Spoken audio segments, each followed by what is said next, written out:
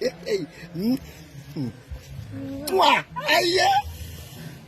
Oh God. Anything you want. I'm going to give it to you. Hot like this. You will finish me. You will kill me. I'm ready. You will kill me. Hey. Let do nonsense to him. Eh? Get it to kill you now. If you want to die, enter Kulotamoto, Caterpillar, Quadiago. Can't you believe why you done the gun at the Ganamo? You make a turn on who right at you. She wants to let them try. Imagine. Good morning. Number then. Is it not now, Balino, good afternoon. Okay, it's true. It's later. Sit down, Namotam Chico. You know, like what I want to know. You're not going to get shaken as a motor. Eh? Hey! Jesus Christ. Are you sure you're alive? Yes, ma'am. No, what the heck happened? I'm alive. What quarter? English will be what I got. I can't take him now. Only in your hair. Baby, stop. Only in your hair. Stop. Is that Get my blue. Stupid element. Are you interested? Is this one not enough for you?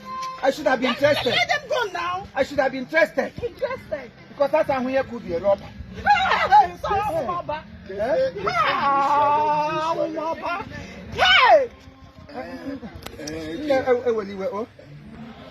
Is this natural? It's Hey, akala, bandage, akala. 100% natural. No No rubber. Oh, it's a believe we see the election winners. Give a hand pay. Would he get a man? What is it now? And then, they need to repent it. Amen. You need to repent it. Praise the Lord. Praise the Lord. I'm outside. After me, God before me. After you. I am after you. See, you are facing problem. After you. You have to see. I told you. What culture? Let me tell you my rapport. Oh, Okay, that rapport. I get my rapport. Into the car. Thank you, Ona.